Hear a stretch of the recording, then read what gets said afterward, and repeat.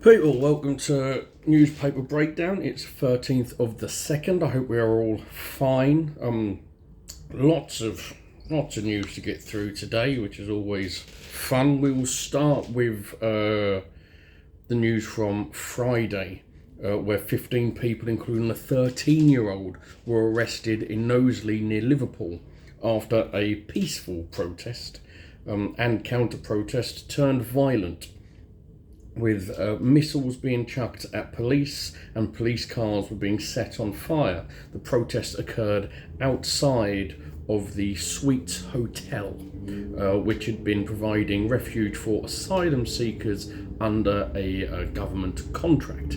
Police have said that some of the protesters came to cause trouble, with individuals arriving armed with hammers and fireworks, as you do for a peaceful protest.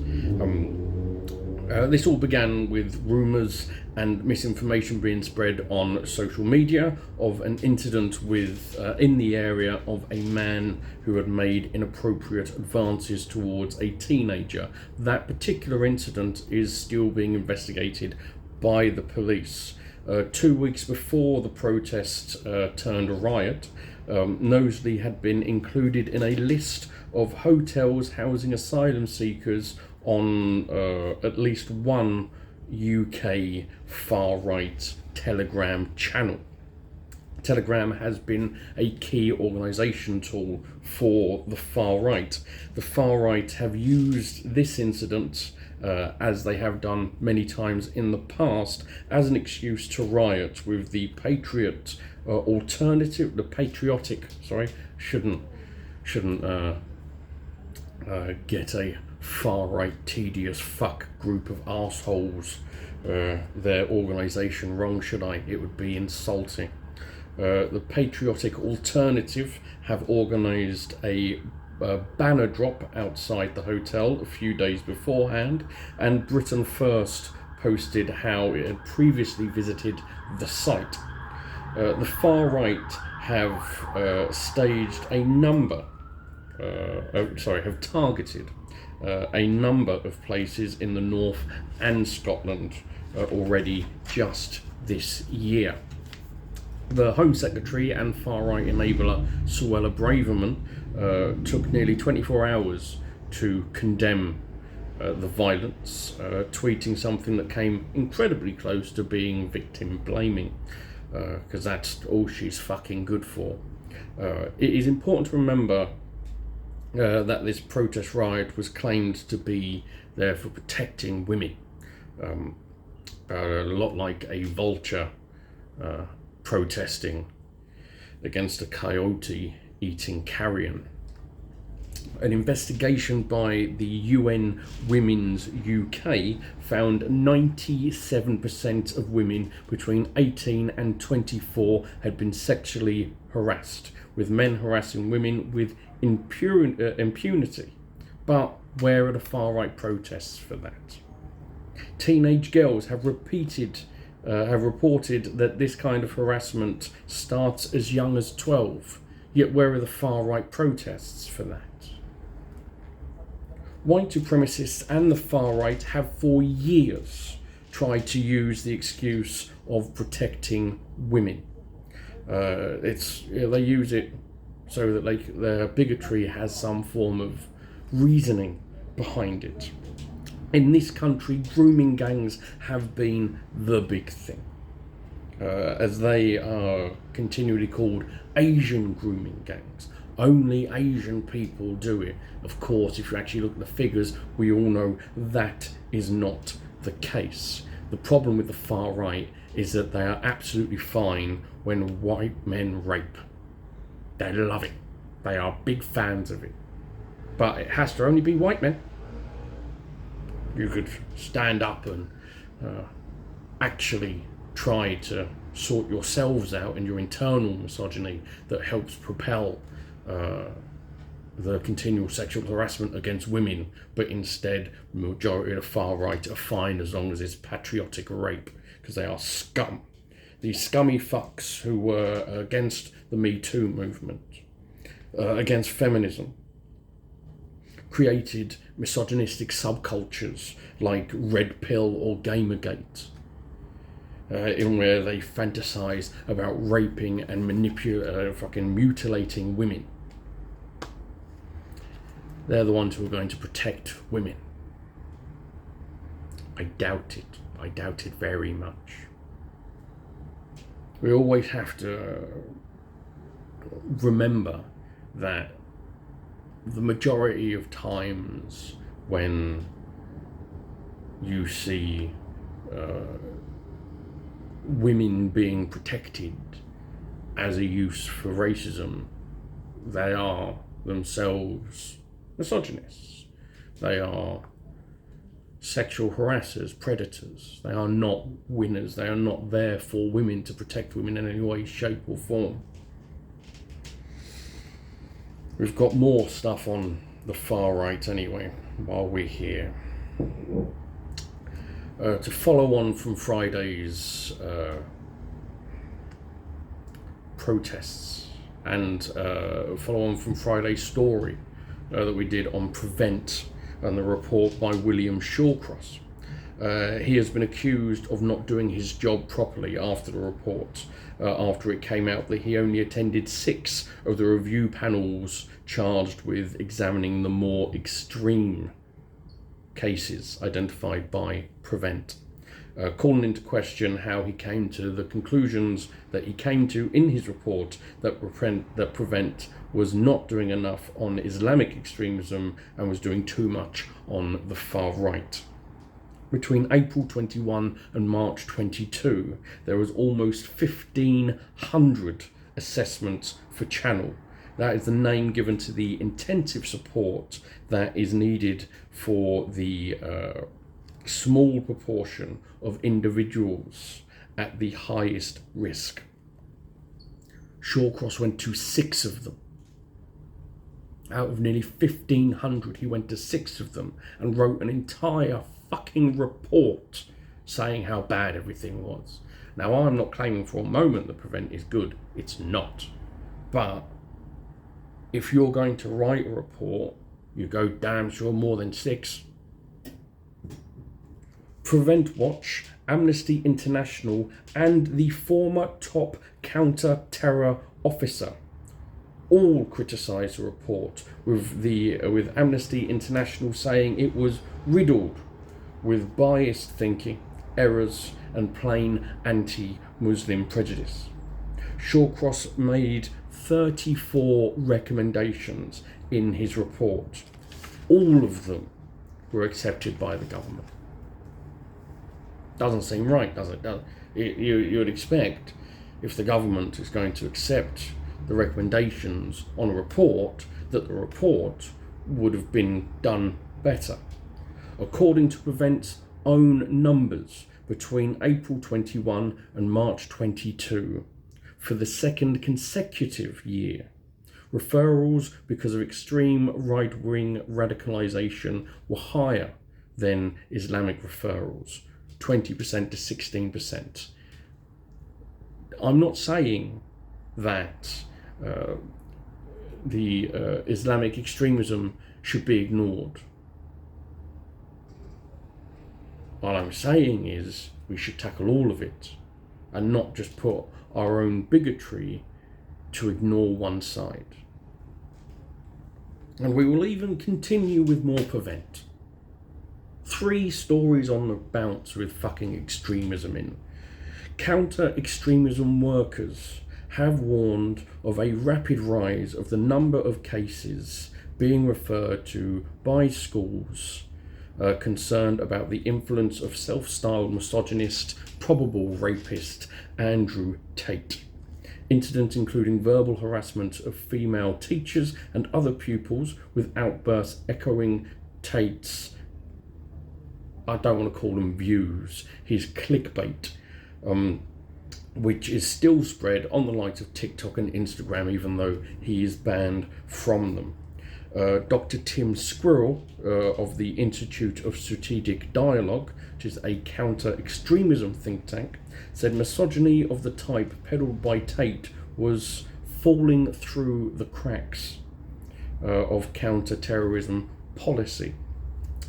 One of the problems is that the type of misogyny, the type of misogynistic extremism published by the likes of Tate was not as easy to grasp as other extremism. Children can draw a swastika. They can say they wish to join ISIS. It is not as easy to grasp the misogynistic extremism of something like Tate. And although incels are in the prevent sphere, Tate is parallel to it, and so has yet to be brought in under the prevent sphere. It's children being tricked, isn't it? It's the influencers, and one of the major problems we have of influencers as a whole.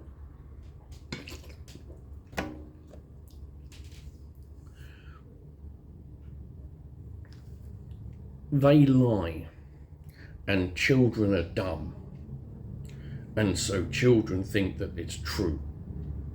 Like, you got all of these, Andrew Tate got all of these cars. I haven't read anything about all of the cars being taken, the 32 cars being taken from by the Romanian fucking authorities.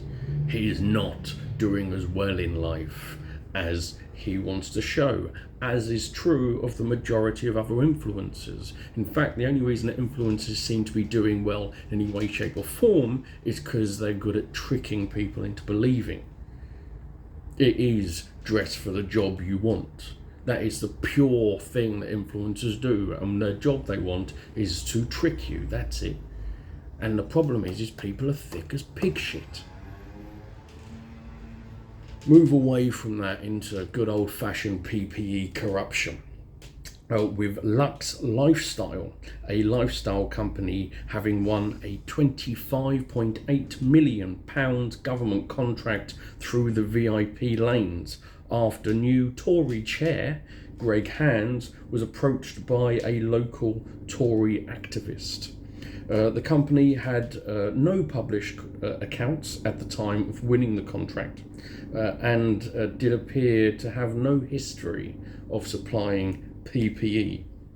In leaked document obtained by the Good Law Project, it was listed a PPE contract as Minister Hands / Lux Lifestyle, with the point of contact being Mark Higton, who was the one who referred this company to Hands, whilst Hands was a trade minister.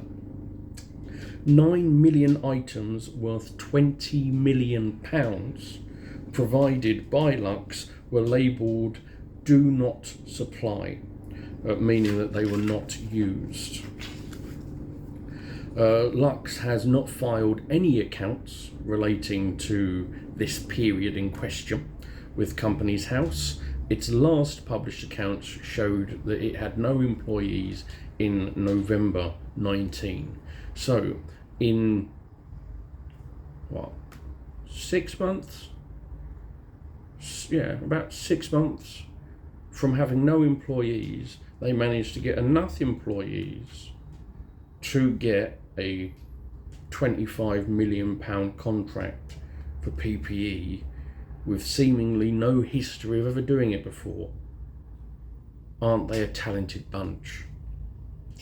The contract did not appear on the Gov's list of 24 firms on the VIP lanes, which was ordered to be revealed in 2021.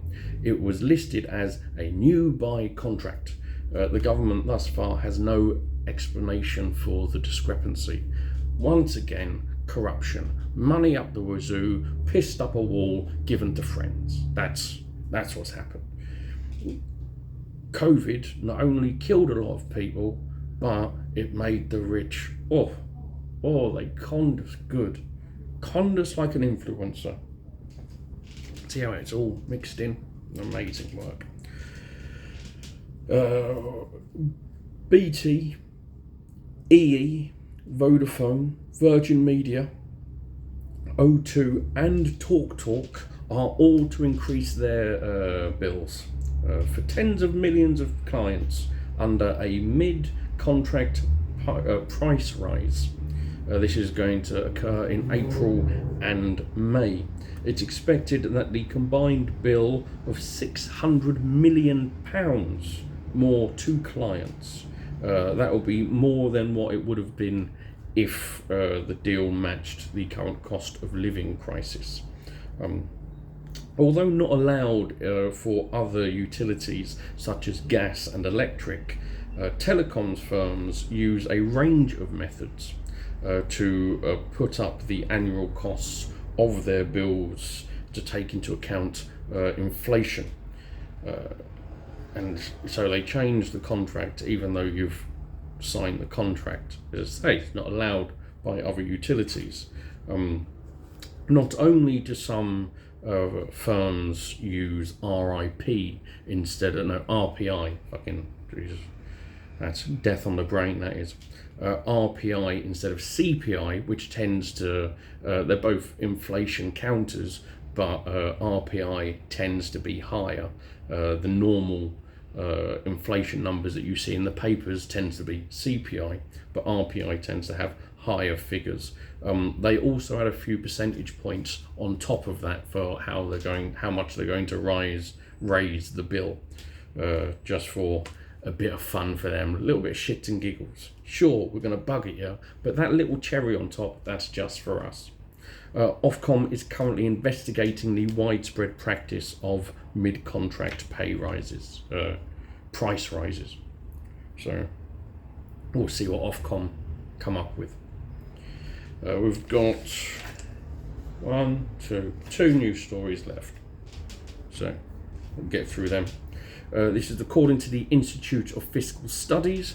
Billions of pounds loaned by the Bank of Mum and Dad to help with property purchases and to boost the finances of newly married offspring are helping to fuel the rising levels of inequality in this country.